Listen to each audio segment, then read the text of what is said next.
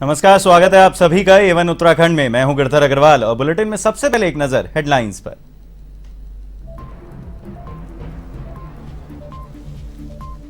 चंपावत उपचुनाव के लिए भाजपा का ताबड़तोड़ प्रचार। भाजपा की स्टार प्रचारकों की सूची जारी। 40 स्टार प्रचारकों की सूची में मुख्यमंत्री योगी, स्मृति ईरानी और अनुराग ठाकुर का नाम भी शामिल।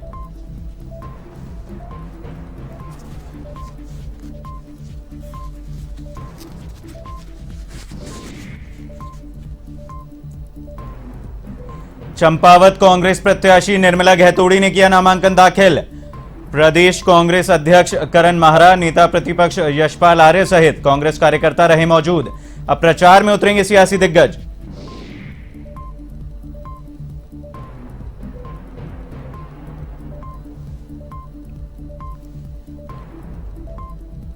उत्तराखंड के कई रेलवे स्टेशनों को उड़ाने की धमकी के बाद प्रदेश में सुरक्षा व्यवस्था अलर्ट। हल्द्वानी बस अड्डे और काठगोदाम रेलवे स्टेशन पर टीम की नजर। चप्पे चप्पे पर पुलिस का पहरा।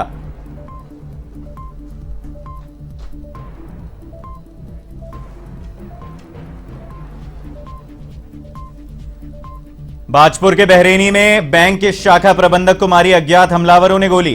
पुलिस ने मौके का लिया जायजा। मामले की जांच के लिए 2 टीमों का गठन।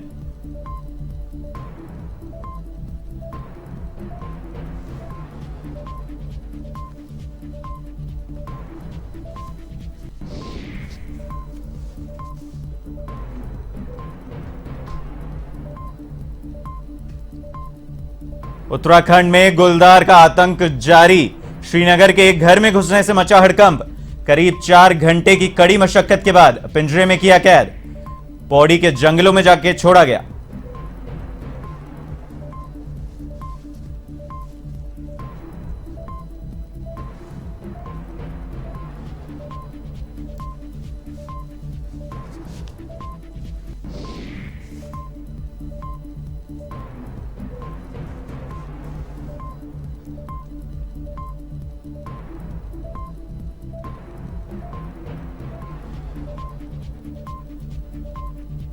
और अब खबरें विस्तार से। चंपावत विधानसभा सीट पर हो रहे उपचुनाव में मुख्यमंत्री पुष्कर सिंह धामी अपनी पक्ष में चुनाव प्रचार करने के लिए उत्तर प्रदेश के मुख्यमंत्री योगी आदित्यनाथ, केंद्रीय मंत्री स्मृति ईरानी, अनुराग ठाकुर प्रदेश आएंगे। भाजपा के राष्ट्रीय महामंत्री व पार्टी मुख्यालय प्रभारी अरुण सिंह ने 40 स्टार प्रचारकों के नामों की सूची जारी की है। आपको बताएं, स्टार प्रचारकों की सूची में प्रदेश पार्टी प्रभारी दुष्यंत गौतम, सह प्रभारी रेखा वर्मा, पार्टी के प्रदेश अध्यक्ष मदन कौशिक, केंद्रीय रक्षा राज्य मंत्री अजय भट्ट, भाजपा के राष्ट्रीय अध्यक्ष व सांसद तेजस्वी सूर्या, पूर्व केंद्रीय मंत्री रामेश पोखरियाल, अजय टमटा व अनिल बलूनी, नरेश बंसल, पूर्व सीएम विजय बहुगुणा के नाम शामिल है। इनके अलावा कई नेता स्टार प्रचारक के तौर पर मुख्यमंत्री के लिए प्रचार भी करेंगे।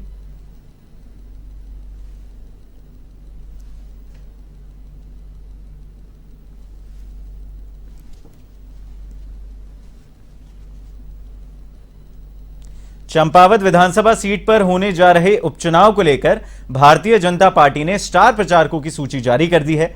इसको लेकर बीजेपी का कहना है कि स्टार प्रचारकों से समय मांगा गया है। जब उनका समय निश्चित हो जाएगा उसके बाद ही कार्यक्रम चंपावत विधानसभा में किए जाएंगे। भाजपा भी यह दावा कर रही है कि मुख्यमंत्री पुष्कर सिंह धामी बड़े अंतर से चंपावत विधानसभा सीट पर उपचुनाव में फतेह हासिल करेंगे।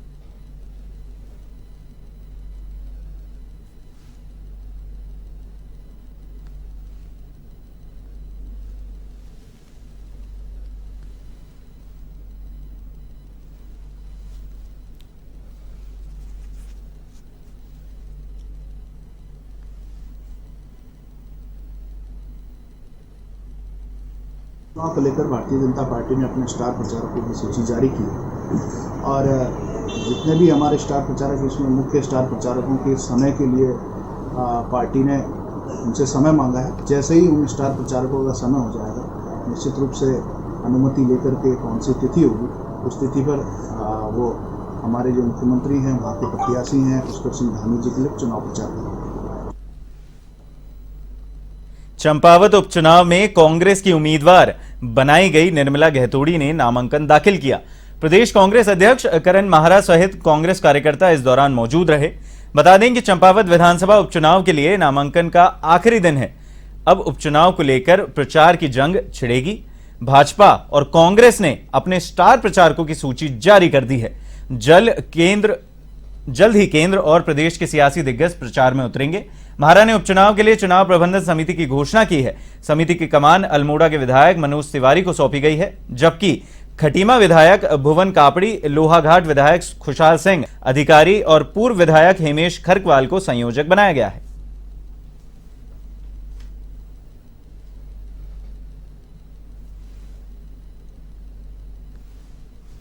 नामांकन करा लिया मैम, चुनाव युद्ध शुरू हो चुका था। क्या कहना चाहेंगे इस बार के मुद्दे के बारे में? काफी लंबा राजनीतिक अनुभव है आपका। जी, आप नामांकन किया है और लड़ेंगे बड़ी जोश खरोश से। हमारे कार्यकर्ताओं में उत्साह है।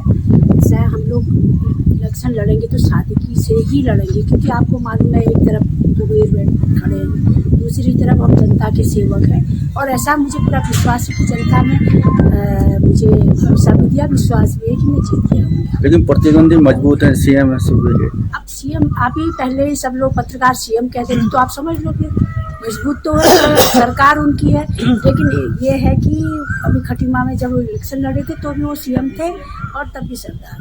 तो ऐसा कुछ नहीं है। चुनाव कई नतीजे हैं। शिबू सोरेन जी भी कभी इतिहास है कि सिटिंग में मुख्यमंत्री रहते हुए हारे हैं, तो ये कोई बड़ी बात नहीं। मैं पूरी आश्वस्त हूँ। तो हमारी प्रत्याशी हैं और योग्य हैं, सुलझी हैं और उनके अंदर काबिलियत भी है। और 10 साल तक लगातार जिला कांग्रेस कमेटी की अध्यक्ष रही हैं। एक जाना पहचाना नाम है। निर्मला जी को मैं समझता हूँ चंपावत ही नहीं, आसपास के जनपदों में भी इनकी एक पहचान नाम है। और जहाँ तक आपने कहा कि अब मुख्यमंत्री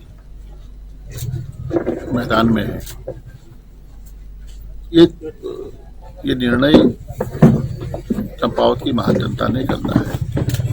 तो मेरा मानना है कि जिस तरह से भारतीय जनता पार्टी डरी हुई है, घबराई हुई है, सरकारी मशीनरी का दुरुपयोग दिख रहा है, यहाँ के जिलाधिकारी का तबादला किया जाता है, यहाँ के विवादास्पद उप जिलाधिकारी की यहाँ तैनाती होती है, अन्य अधिकारियों का यहाँ पर उनको भी यहाँ पर ट्रांसफर किया जाता है। चंपावत उपचुनाव को लेकर कांग्रेस ने बीजेपी पर आचार संहिता के उल्लंघन का आरोप लगाया है। इसे लेकर कांग्रेस के प्रतिनिधिमंडल ने मुख्य निर्वाचन अधिकारी को ज्ञापन सौंपा है और आचार संहिता का उल्लंघन करने वालों के खिलाफ कार्रवाई की मांग की है। आपको बता दें कि कांग्रेस के महामंत्री विजय सारस्वत ने बीजेपी सरकारी मशीनरी का गलत इस्तेमाल कर चुनाव को प्रभावित कर रही है, ऐसा कहा है, जिस पर निर्वाचन आयोग को संज्ञान लेना चाहिए और जरूरी कार्यवाही करनी चाहिए।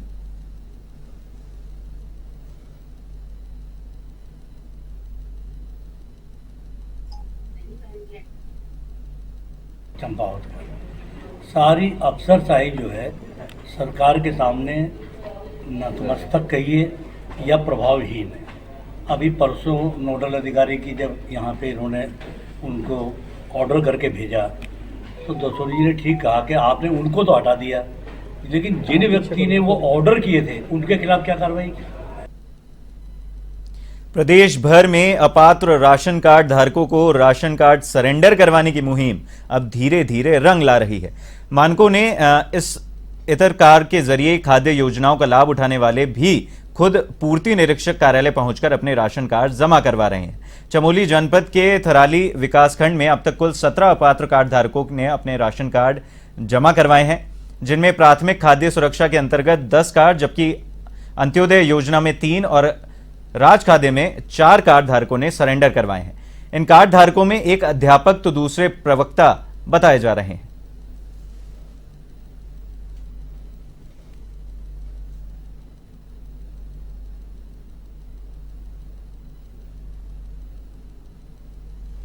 होगी, उसमें प्रस्ताव होगा और उनको इनकम के आधार पर देखते हुए जितने में पहले 2/3 लोग आ जाएं वो उन लोगों का PHH या अंत्योदय कार्ड बन सकता है। और क्राइटेरिया उसमें मेनली यही है कि जैसे 15,000 तक अधिकतम आय हो, विधवा महिला मुखिया हो परिवार की, ये नाई, मोची, जुलाहे, स्वच्छक और असाध्य रोगों से पीड़ित ऐसे लोग, तो इन लोगों को प्राथमिकता दी जाती है उसमें। बाकी ये नहीं है कि SFY कार्ड अमीर का बनता है, एक्चुअल में अमीर का कोई कार्ड नहीं बनता है। तो उस 2/3 अधिकतम होने के बाद अगर कार्ड बचते हैं तो उन्हीं लोगों को प्राथमिकता के आधार पर फिर राज्य खाद्य योजना, जिसको SFY बोलते हैं, वो कार्ड बनाए जाते हैं। ऋषिकेश एम्स रोड पर बाबा काली कमली बगीचे के बाहर फिर से ठेली लगाने की मांग को लेकर 3 दिन से आमरण अनशन पर बैठे 3 महिलाओं सहित 18 अनशनकारियों के स्वास्थ्य में गिरावट आनी शुरू हो गई है। आपको बताएं, अभी तक प्रशासन की ओर से अनशनकारियों की कोई सुध नहीं ली गई है, जिससे धरने पर बैठे ठेली संचालकों में प्रशासन के खिलाफ गुस्सा देखा जा रहा है। नगर निगम के बाद अब स्थानीय विधायक और मंत्री के खिलाफ भी ठेली संचालकों ने नारेबाजी कर प्रदर्शन करना शुरू कर दिया है।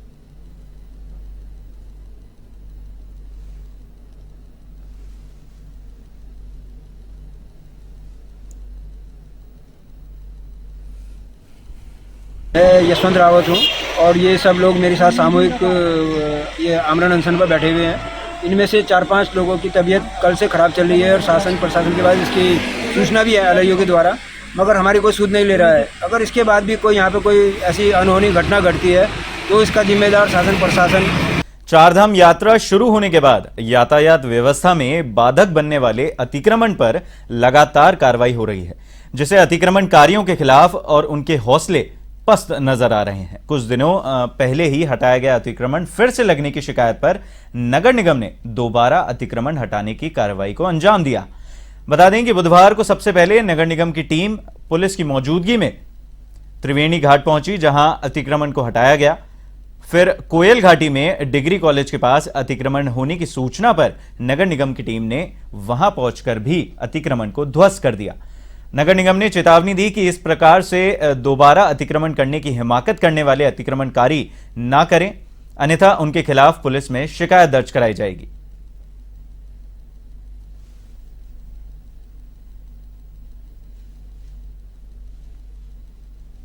नगर निकाय क्षेत्र अंतर्गत और इस वक्त आप लोगों को मालूम भी होगा, शायद चारधाम यात्रा का सीज़न चल रहा है, तो जितने भी तीर्थयात्री हमारे यहाँ आएंगे उन सबको जो है किसी तरह की सुविधा ना हो, तो फिर इसी वजह से ये अतिक्रमण का अभियान चलाया जा रहा है। किन-किन जगहों पे? ये पूरे ऋषिकेश में अभी हमारा जो आज अभियान जो है वो रेलवे रोड पर है।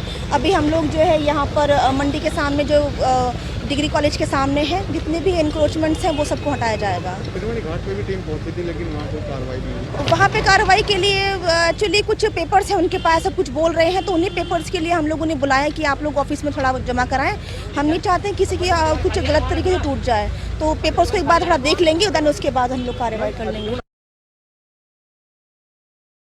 नकदी फसल के रूप में उत्पादन हो रहा है और कारण है सगंध पौधा केंद्र सेलाकुई के वैज्ञानिकों ने गहन शोध के बाद भंगजीरा का उपयोग दवाइयों के रूप में होने का मुहर लगा दी है, जिससे आगे अभी तक इससे दूर रहने वाले किसान इससे जुड़ सकेंगे और प्रदेश में इसकी भरपूर पैदावार देखने को मिल सकेगी।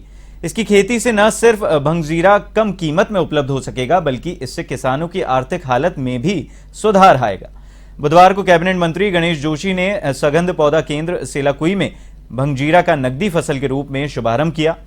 मीडिया से बातचीत में जोशी ने कहा कि प्रदेश से पलायन को रोकने की दिशा में काम किया जा रहा है और जल्द ही चकबंदी भी लागू की जाएगी। कार्यक्रम के दौरान क्षेत्रीय विधायक सहदेव सिंह पुंडीर, सघन पौधा केंद्र के वैज्ञानिक और कई औद्योगिक इकाइयों के संचालकों के साथ कृषक भी मौजूद रहे। में भंगजीरा के नकदीकरण कार्यक्रम में आने का मौका, उसके शुभारंभ करने का मौका मिला और वास्तव में आज हमारे इतनी संभावनाएं हैं एग्रीकल्चर के क्षेत्र में कि हम सही प्लांटेशन करें, सही दोहन करें, वैज्ञानिक तरह से इस काम को हम करें तो पलायन जो एक बहुत बड़ा मुद्दा उत्तराखंड के अंदर है, हम उसको रोक सकते हैं। क्योंकि आज अगर हमारा नौजवान रोजी रोटी की तलाश में बाहर जा रहा है, उसका कारण है कि उसको यहाँ पर संभावना नहीं दिखाई देती। इसके लिए मैंने माननीय मुख्यमंत्री से अनुरोध किया है कि हम चकबंदी लागू करें। आपने देखा होगा भंगजीरा की चटनी खाते थे तो घरेलू उपयोग में ही इस्तेमाल होता था अभी तक वो, तो पीछे हमारे साइंटिस्टों ने उसकी खूबियाँ देखी, उसे टेस्टिंग किया उसका, तो उसमें ये पाया गया कि जो कोड लिवर ऑयल में ओमेगा 3, 6 और 9 जो शरीर को हार्ट के लिए, सेल रिजनरेशन के लिए, इम्यूनिटी बढ़ाने के लिए उपयोग में होता है, वो सारा का सारा उसी रेशियो में है। इसमें हिंदुस्तान ज़्यादातर वेजिटेरियन है, तो कोड लिवर ऑयल जो है ना, फिश की स्मेल आती है उसमें, वो खाते नहीं है लोग ज़्यादा, तो उसके लिए वेजिटेरियन सोर्स इसमें दिखा, तो उसको फिर हमने एक एक्सट्रैक्शन टेक्नोलॉजी बना के और एक high yielding omega 3 rich variety बनाई, उसका फिर हमने पेटेंट कराया, यूएस पेटेंट। उस पेटेंट को फिर हमने इंडस्ट्रीज़ को राइट दिए कि आप इस पर बिजनेस करो, तो वही वाला ये कार्यक्रम था कि उन्होंने रूबेगा के नाम से लॉन्च किया है। उत्तराखंड के कई रेलवे स्टेशनों को 21 मई को बम से उड़ाने की धमकी से पूरे राज्य में हड़कंप मचा हुआ है। आपको बताएं, इसके बाद पूरे प्रदेश में सुरक्षा व्यवस्था कड़ी कर दी गई है। वहीं हल्द्वानी बस अड्डे और काठगोदाम रेलवे स्टेशन पर पुलिस और एलआईयू की टीम नजर रखे हुए है। एसपी सिटी हरबंस सिंह ने बताया कि आतंकी धमकी के मद्देनजर पुलिस पूरी तरह से अलर्ट मोड पर है। अभी तक की जांच में कोई भी संदिग्ध पकड़ में नहीं आ सका है। बता दें कि रोडकी रेलवे स्टेशन के अधीक्षक एलके वर्मा को एक धमकी भरा खत मिला था, जिसमें रेलवे स्टेशनों समेत कई धार्मिक स्थलों और उत्तराखंड के सीएम को भी बम से उड़ाने की धमकी दी गई थी।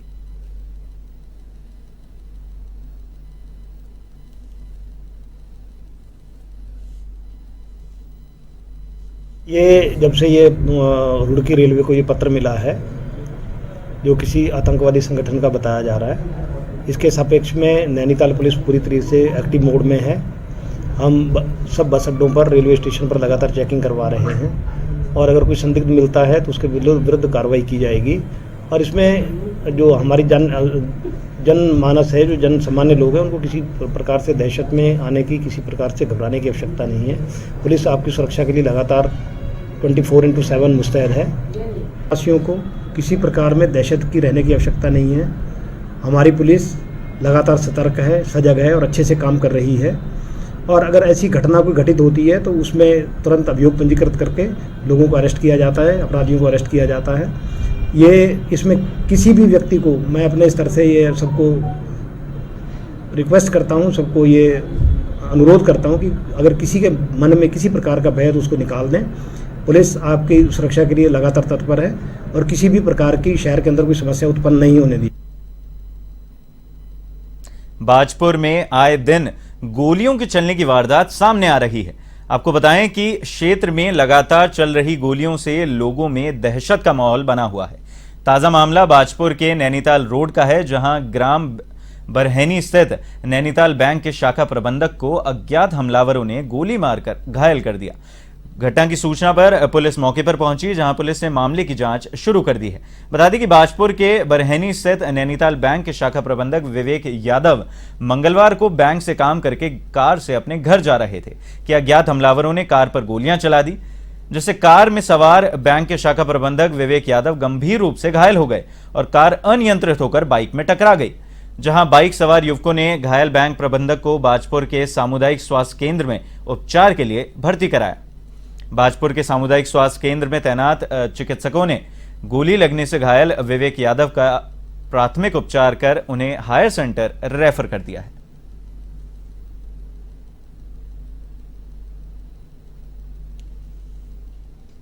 बैंक बरहनी में बैंक मैनेजर हैं, ये विवेक यादव हैं और ये अकेले यहाँ बाजपुर में पहाड़ी कॉलोनी में किराए पर रहते हैं। तो ये कल शाम को अपना बैंक से काम ख़त्म करके जब ये लौट रहे थे तो नमूना के पास पीछे से इन्हें किसी अज्ञात हमलावर ने गोली मारी है, जो कि इनके कमर के आसपास लगी है।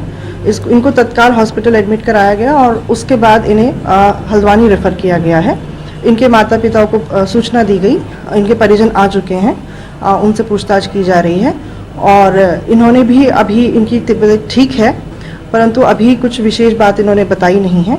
हम लोग सभी सीसीटीवी कैमरे और सीडीआर का अवलोकन इसमें कर रहे हैं। बुलेटिन में फिलहाल के लिए बस इतना ही। देश और दुनिया की तमाम बड़ी खबरों के लिए आप देखते रहिए A1 TV। नमस्कार।